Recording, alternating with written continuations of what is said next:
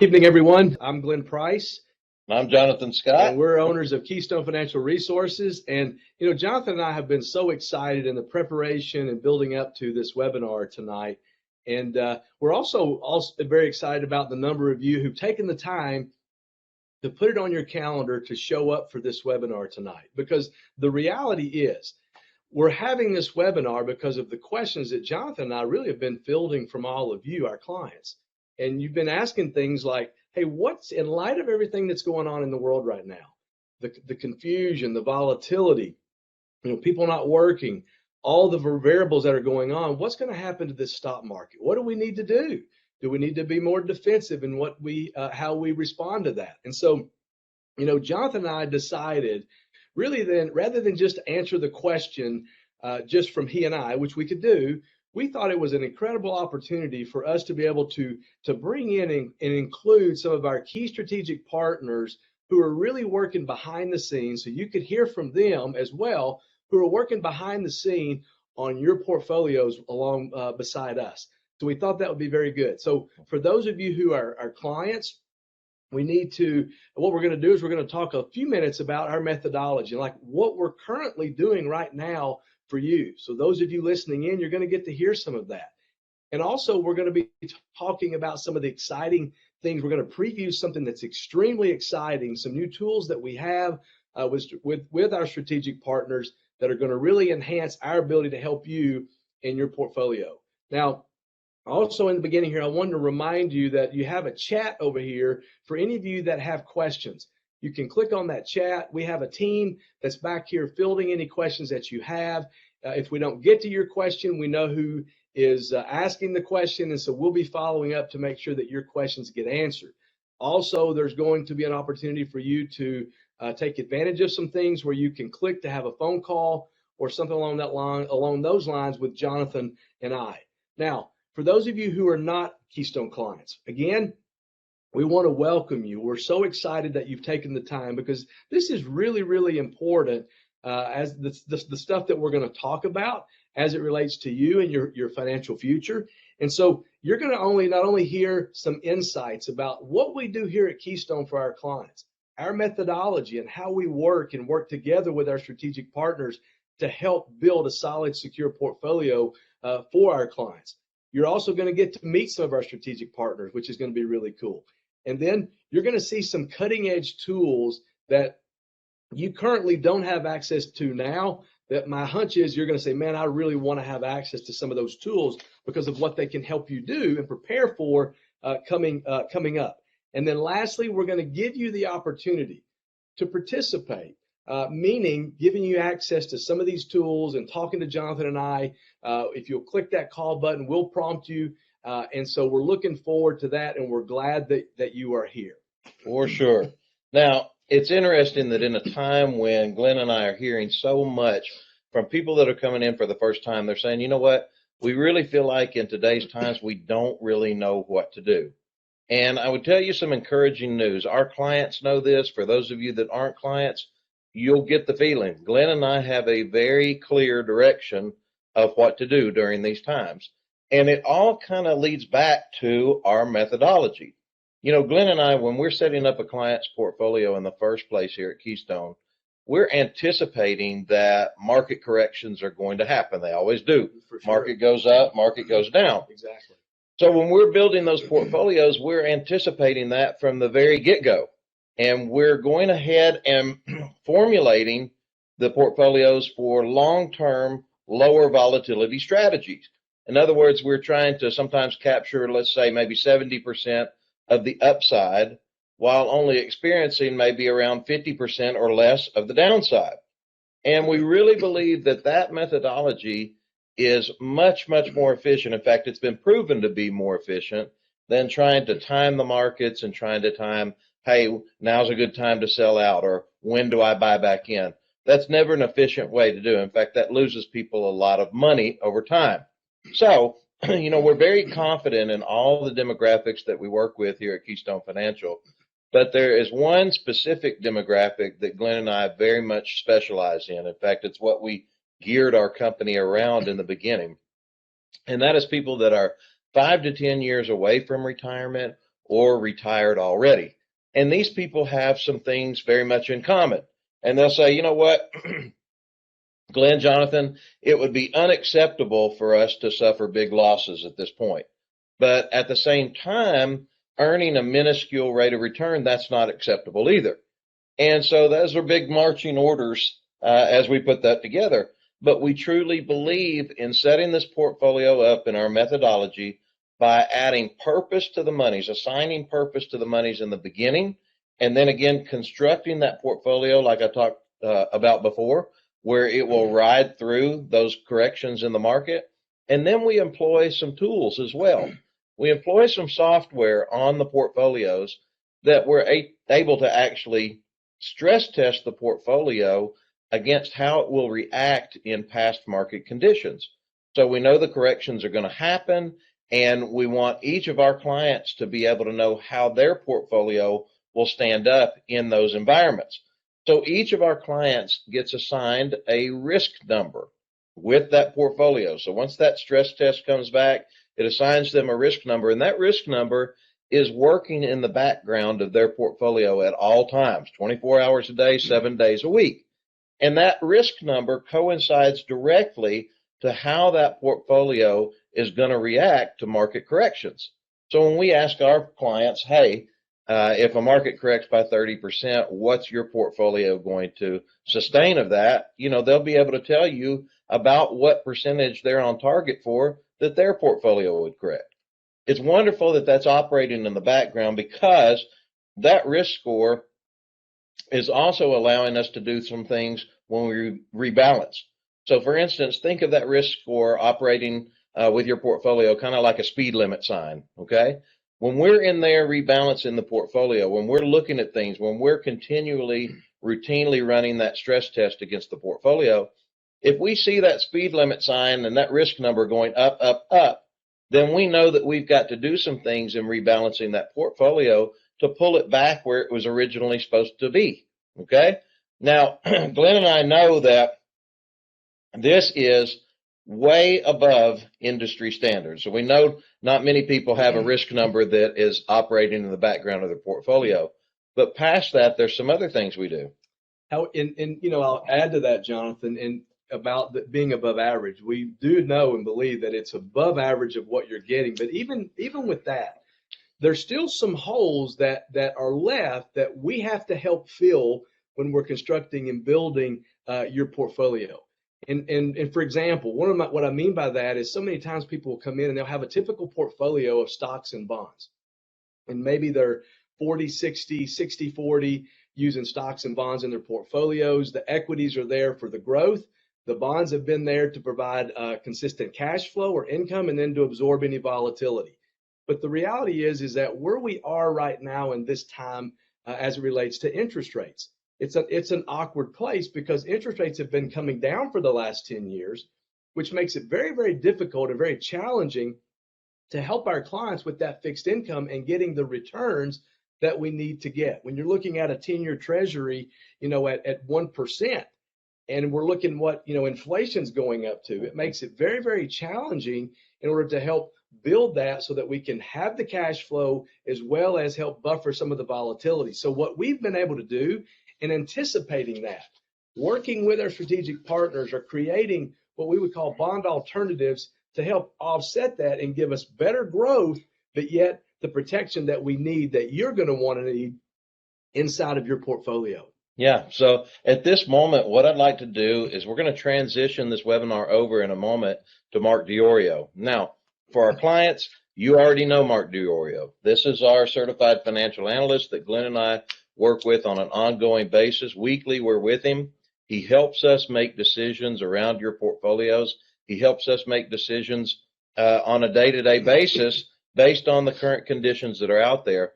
But he also helps us to be able to analyze the economy as a whole. You know, we tell people there's so many things out there that you would need a crystal ball to be able to predict. You know, when's the next market correction coming? Hey, we don't know. We'd need a crystal ball to tell you exactly when. However, there's things out there that are occurring that we don't need a crystal ball for. We know that $3 trillion have been put into the market recently. We know that domestic oil production has been cut while the contracts are continuing to go out and actually increase on the demand for our sale of United States oil. So these are things that we know, and there's a reaction that's going to come from them, and we know that in advance. We don't have to guess at it. But Mark really helps us assess that. Mark DiOrio, a lot of people don't know this, but he is one of the premier certified financial analysts in the industry. So he's working right now in making decisions around a little over $9 billion. Mark has been working in the industry for over 25 years. He's a certified chartered financial analyst, actually, and he also is a member of the CFP board group in Chicago. Financial planner. And so he's been featured a lot of times in financial articles. He's been in the Wall Street Journal a lot. Glenn and I just really rely on him. And Mark, I want to bring you on, and I want Mark to tell us a little bit about the current environment right now and some of the obstacles that we have to overcome. Great. Thanks, guys. Can you hear me okay? Yes. Yes. Great. Well, thank you for that nice intro. And we've been working together for several years now, and I know sometimes it's hard for clients to see what happens behind the scenes, but just working together on a weekly, monthly, quarterly basis, I know how much you care and how much thought you put into each of your clients' portfolios, and really thinking through challenges, not just today, but challenges going ahead in the future. And that's a little bit what we're going to talk about today and share with you. I'm going to put my slide deck up. So hold on a second. There we go. And I'll walk through this and highlight some of the investor challenges that we see going forward. So stocks get talked about a lot in the media, and it's really because they're volatile and so they're newsworthy. Prices are changing daily. But really, when you boil it down, stocks move in the direction of earnings. So if earnings are declining, usually stocks will decline, and then when earnings rally, stocks will rally. And sometimes stocks start to rally ahead of earnings as earnings catch up, so they anticipate those moves. And all the way to the right, that's 2021. So year over year, earnings growth for S&P 500 companies, that's the broad US gauge of the market, is up 65%. It has been an absolute robust recovery for earnings. And so stocks have really made a pretty good move after we had the very sharp downturn last year, ending towards late March, and then there's a nice turnaround, and stocks continue to move higher. But really, they've been supported by good earnings growth. So stocks really didn't get any more expensive, even though prices have risen, because earnings have grown as well, and actually a little bit faster than the market has grown too. So even though stocks have rallied, that's not always our main concern. Volatility, as Jonathan and Glenn were talking about, was sometimes the market will go up, sometimes it'll decline, but that's normal activity. What we want to identify is, are earnings justifying the move in the market? Then number two, where are the other risks developing? To that end, speaking of what are called bear markets, those are usually declines of 20% or more in the broad stock market indexes. And they can be very sharp. In fact, usually when they start at 20, they go even lower and down 30, down 40, down 50. And really, when we're focusing on the pre-retiree category, which is our focus, we want to be mindful of how much risk you're assuming, how much downside risk you're assuming, because it does impact your overall portfolio longevity and durability. And what Jonathan was mentioning and Glenn was mentioning were identifying your risk tolerance or profile and really assigning a number to that. That allows you to moderate your exposure to these big down moves. And so we want to participate in the markets, but also calibrate to have the right exposures. And so even though stocks are volatile and that gets all the headlines, that's not today's investor challenge. There are usually two risks for investors. One is the volatility risk. The other is the long-term inflation risk. So volatility is a short-term risk. It actually smooths out over time and returns become a lot more reliable. However, inflation is the longer-term risk, and that's particularly concerning today.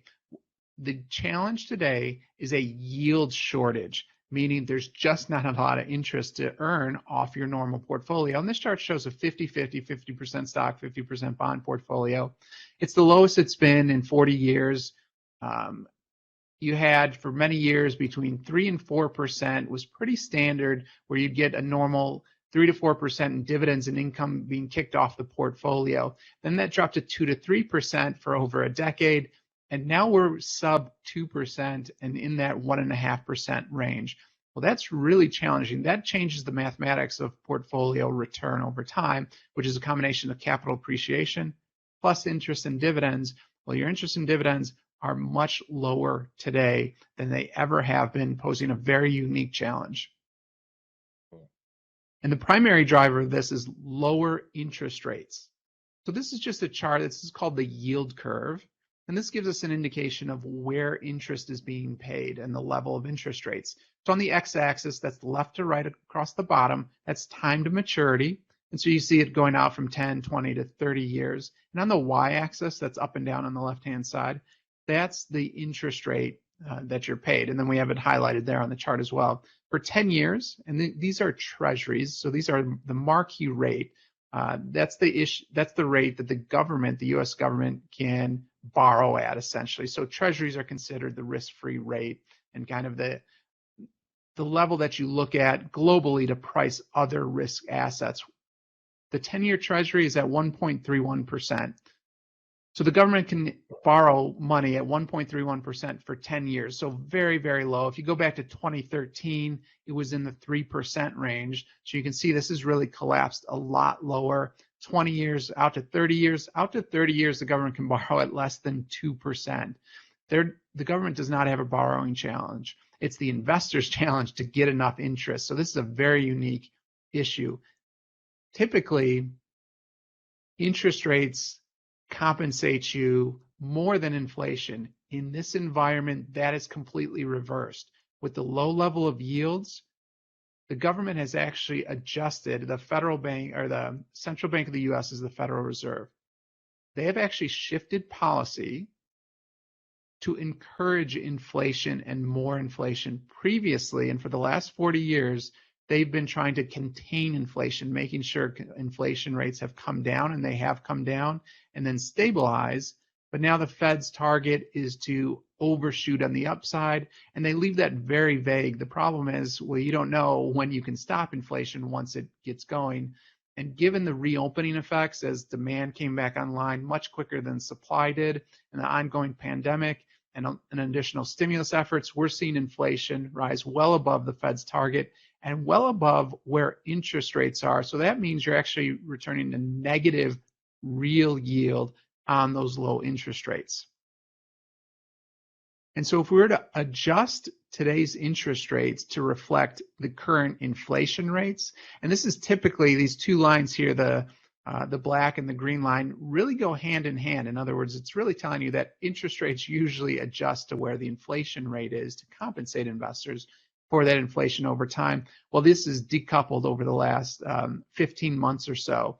And so when we look at rates at 1.3% for the 10-year today, when adjusted for inflation and market dynamics, they really should be up towards the 3% level.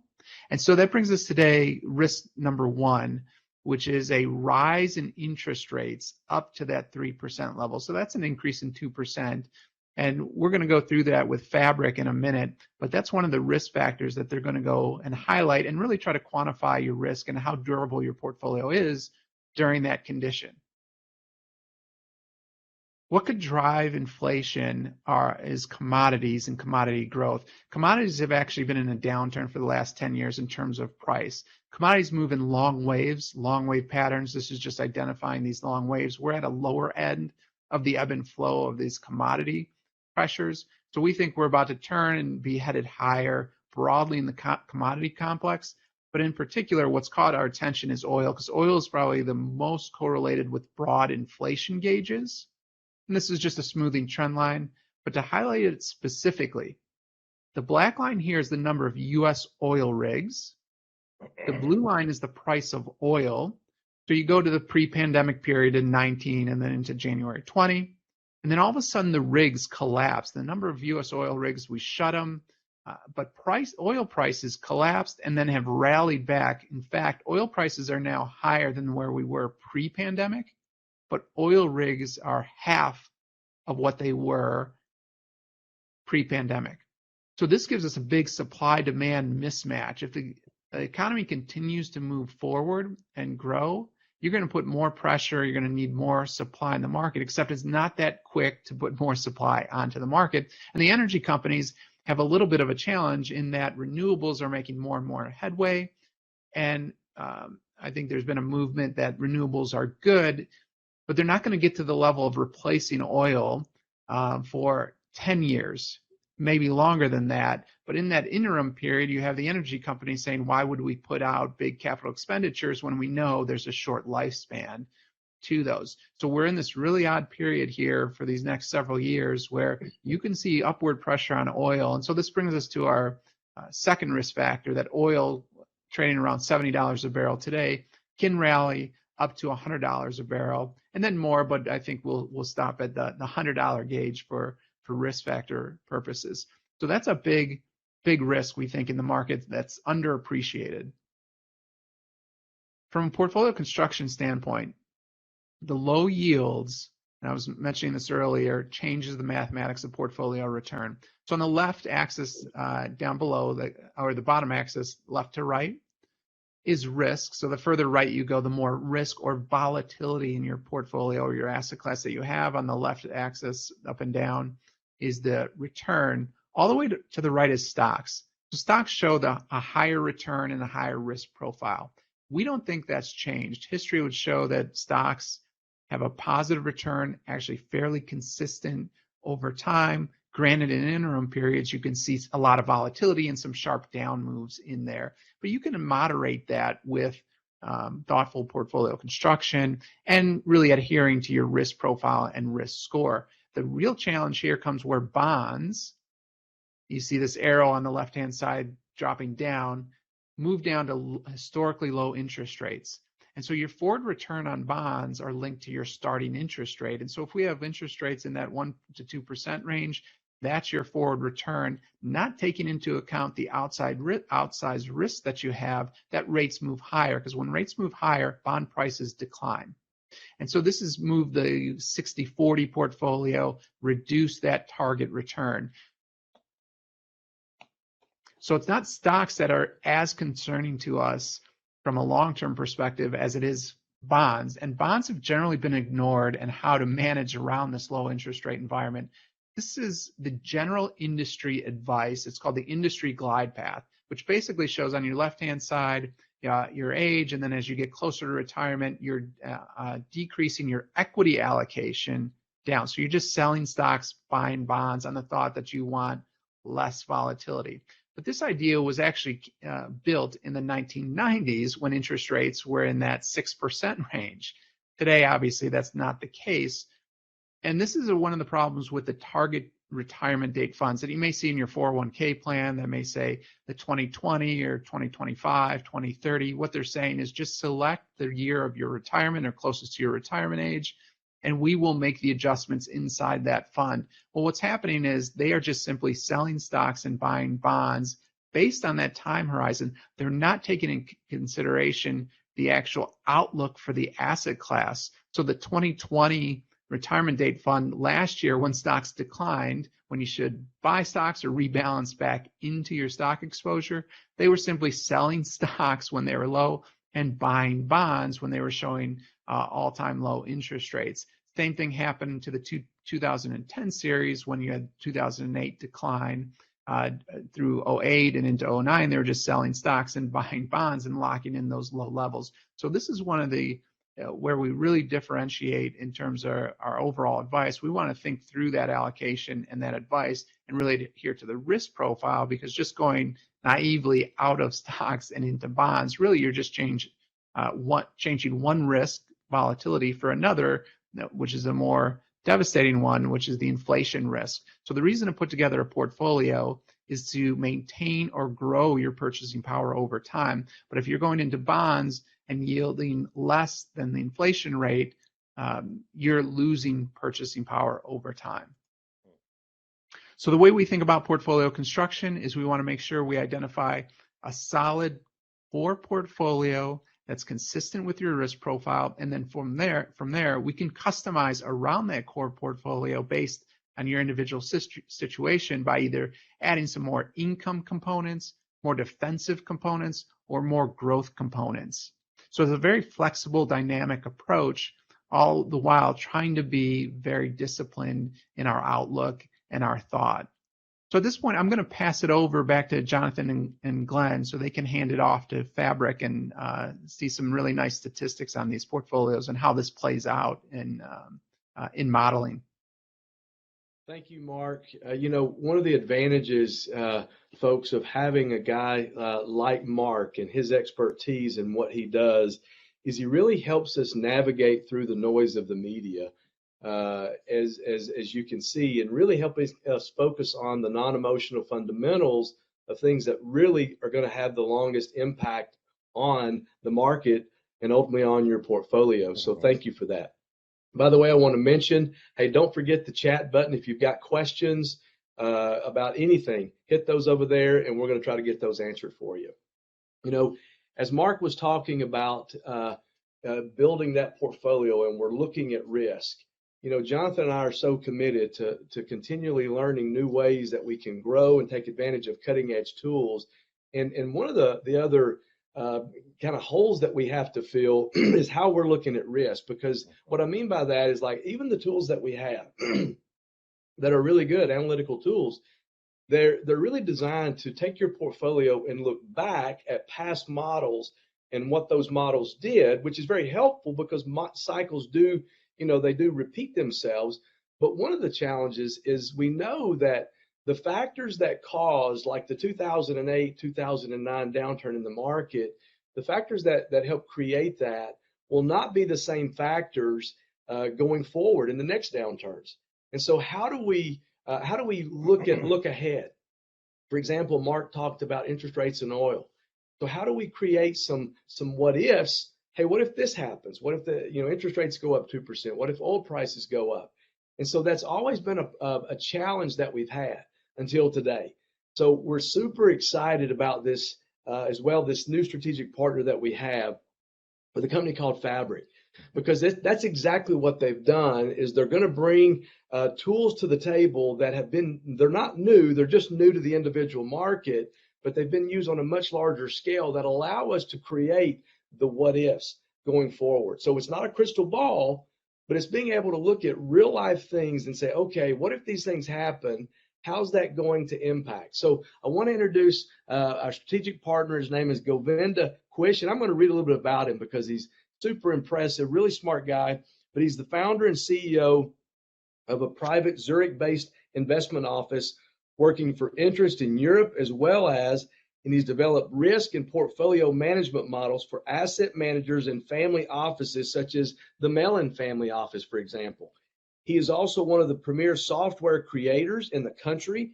He also has served as a fellow and senior risk manager for the state of California, the teacher's pension, which manages over $170 billion. And so we're thankful to have him today to come in and demonstrate some of the tools that you're going to have access and available to you. So Govinda, welcome, and talk to us about what you guys are doing. Well, first of all, Glenn and Jonathan, I'd like to thank you both for having me here. It's a pleasure to be able to share with you and your clients. And also, Mark, thank you for that great presentation you did, because it really cues up what we're about to show you and really puts some meat on the bones for what that really means to all of you folks, and the work that Jonathan and Glenn have done in creating these portfolios and how those portfolios really help to create resilience in whatever happens in the market, right? So that's really what we're focused on. And thank you for that kind introduction. And the only thing I'd like to add to it is to really reinforce that the methodologies, the models, the approach that we're taking, that we're showing you all here this evening and that we're working with is not new. These are actually methods that have been used by central banks, including the Central Bank of the United States and some of the largest investment institutions, whether it's pension funds like University of California Teachers Pension Fund or some of the largest asset managers. And the commitment that Fabric has is that it's very important to us to have this type of technology and these resources available to everyday people who are saving money, working hard for the time when they're able to retire, and have the resources available at that level. So that's what we're doing. And with that in mind, I'll jump in and go through those slides if that's what you is. Yeah. Okay. Perfect. Absolutely. Yes. All right. So I'm just opening this up here, and then it will appear. Well, let's actually go back to the beginning here. There we go. Okay, so that's me. We talked about that. So now what we're going to do here today is we've essentially got two portfolios that we're comparing. One of the portfolios is really just your standard. This one over here in gray is your standard sort of very traditional 60-40 portfolio that you'll see in a lot of asset management allocations for folks that are in the last few years before the retirement age. And then on the left, what you see here is you see what is the Keystone moderate client. It's just a representation of what Keystone does with a client that's at that stage in life. And so what we're going to do is we're just going to show you the difference between these two in some of the dynamics in the market environment. So let's go to the next slide here. And what we're looking at is we're looking at a forward-looking scenario or glide path. A lot of what Mark was showing you also is sort of what the future might hold and that sort of industry glide path. So these are the glide paths related to these two portfolios. And right here, as you can see, they kind of both go up together for about 7 years is what this is. And then when it begins to decline here a bit and level off, that's when you move from your saving years into your retirement years. And the assumptions that we're making here is that this is just sort of a 5% distribution. So when we're talking over here about income growth, it's really based on that 5% distribution. And so we have sort of a typical client here that's age 60, about 7 years to retirement, and we're comparing the Keystone moderate sort of client situation with your typical 60-40, and we'll show that to you in a few different environments. And then what we have over here on the right is looking at that traditional 60-40 split again, looking at the Keystone moderate client representation again, and then really just when you might run out of money, the annual income at retirement, and then the chances of actually reaching your goal, right? And so we'll sort of be comparing those two. So and what we're going to do, I'll just jump forward here. And what we're looking at now is we're looking at a few market corrections, right? Because here's what's important, is what we know, and if you remember, Mark showed you in the slide a moment ago, that the market tends to have corrections every so often, right? And over time, if you have a lot of time, like indefinite time, the market really always recovers from corrections. The difficulty is if you're in that retirement part of your life and you're having to spend down your portfolio, when those corrections come, they can be a little bit more difficult because you don't have the time to recover that, say, someone who's 25 years old has that time. Okay, so what we're looking at here is we're looking at that same situation and we're projecting forward. What we know is that every roughly 10 years, the market has a correction, as Mark was saying, of anywhere from 25 to 35%. And so what we've done is we've placed those into the future, right? And you can see what that begins to do now. I'm actually going to go back one slide to highlight one thing, which is these green numbers right here.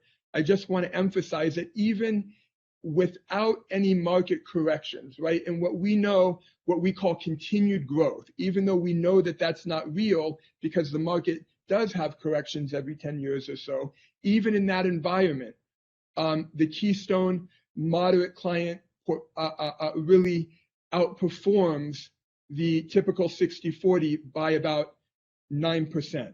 Now, when you move forward and you look at what happens when the environment begins to express that uncertainty, that Keystone moderate begins to outperform by much more, which is about 38%.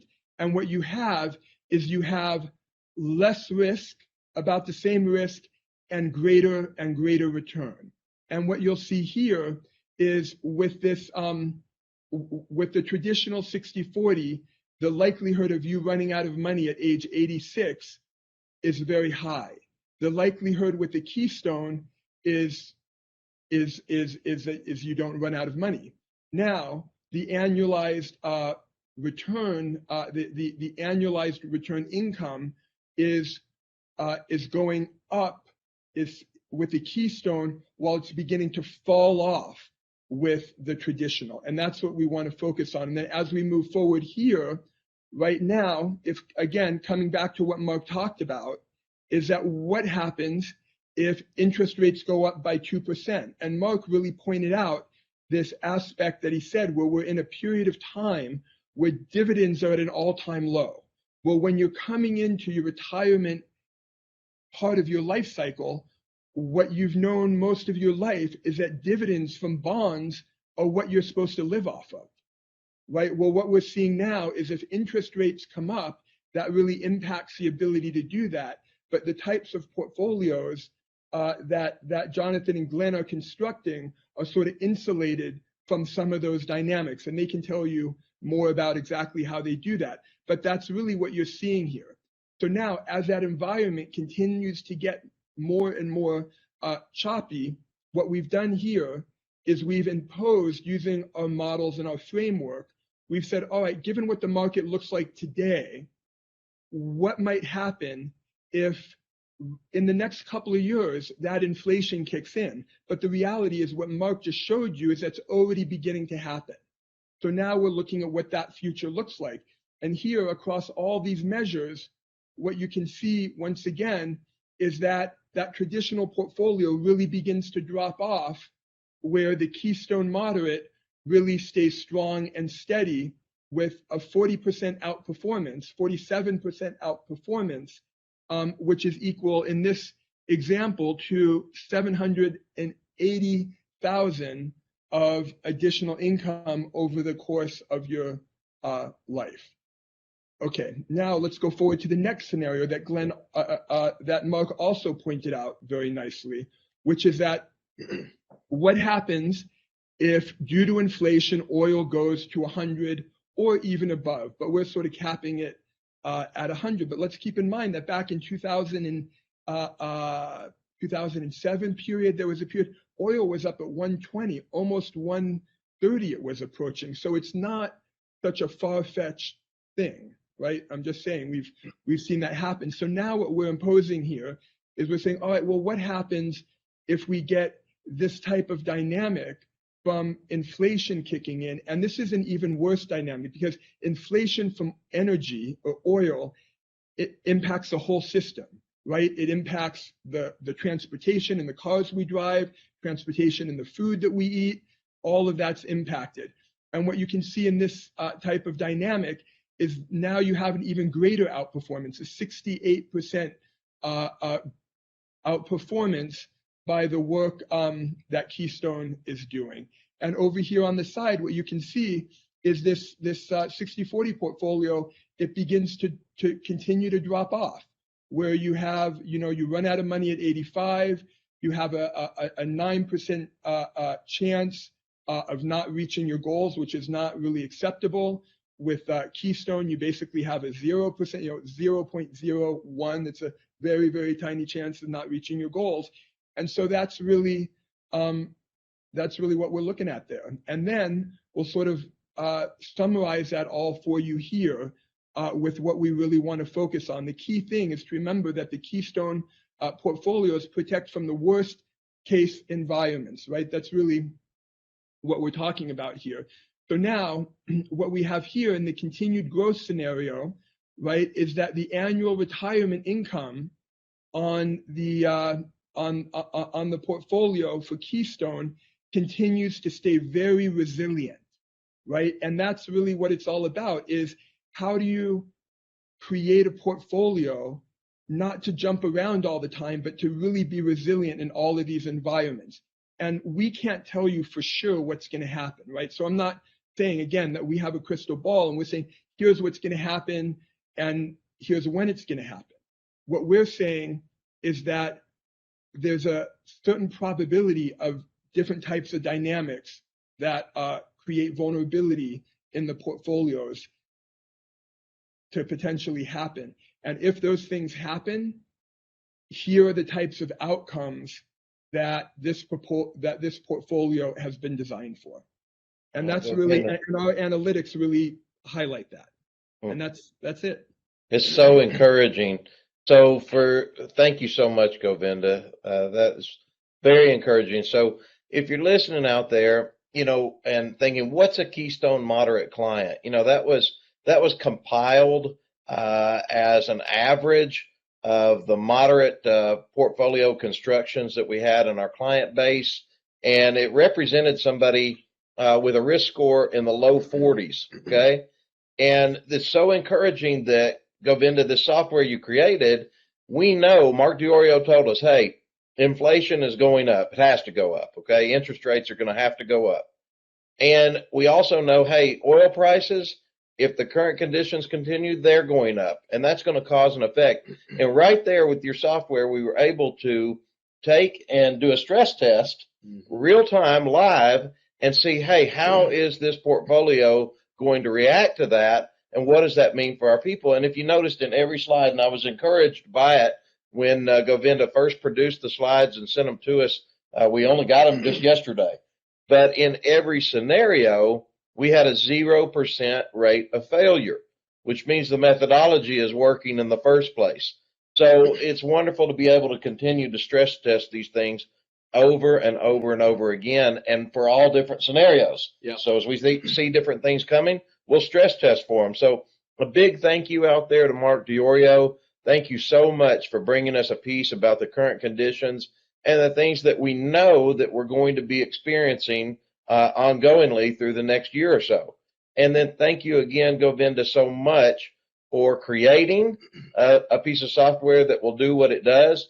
And the bigger thing, I think, is being able to bring it from not just large corporations and big trust funds, but to actually bring it to where advisors can actually use it with their clients. And this is just terrific. This will be a game changer for certain. Yeah, that's just one of the most exciting things for me, is to know that, as Govinda said, this is not new. This is technology and resources that have been used for years and years.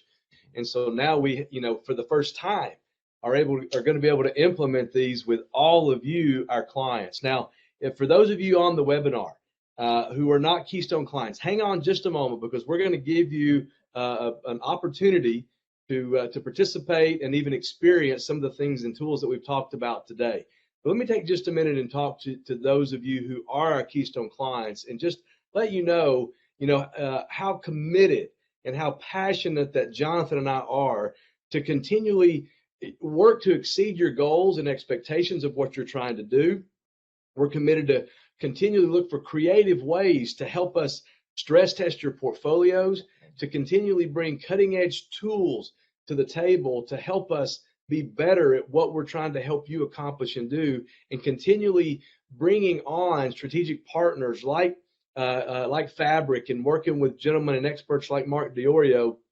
We're so committed to that and are so excited. And I want you all to know, as our clients, that these tools are going to be automatically built into what we're doing with you. We're going to be implementing these strategies, implementing this software, evaluating and looking at your portfolios, which you can feel really, really good about. So that's going to be an automatic given for you all. Now, for those of you that are not Keystone Financial Resource clients, we know that what you've heard this evening may be different than anything you've heard before. There's pieces of it that you definitely probably have not heard before. And then we are very, very confident that you have not seen those tools before, because they're brand new. And here's what I would tell you. Glenn and I are going to make you an offer this evening. For those of you that are not Keystone Financial Resource clients, if you would, there's going to be a button that's going to pop up that's going to say, analyze my portfolio, something along those lines, or may even say call. But take that opportunity and hit that button. I want you to do that right now, if you would. And as that button comes up, hit it. And what it's going to do is it's going to allow you to schedule a 15-minute time for Glenn or myself to reach out to you. And what we're going to do in that phone call is, first and foremost, we're going to try to answer your most pressing question. But after that, at no obligation to you whatsoever, we're going to give you an opportunity to give us the ticker symbols and the shares of what you're participating in now in your portfolios. And we're going to use this software to show you how that portfolio would perform in these conditions. So you're going to actually get a risk number assigned to your portfolio, and you're going to know how that performs. Now, there's no obligation to that. There's no cost to that. And Glenn and I are a mature company. Keystone's been around a long time. We don't think just because you clicked on the button that you're a great prospect for us. We know that some people will be a good fit and some won't. So don't be afraid to click that button. We're not going to harass you. I don't know why you wouldn't take that opportunity, so take it now. And we'll get back to you over the next week to 10 days. We're committed to it. Yeah, we just want to thank you guys in final for spending time and carving out time.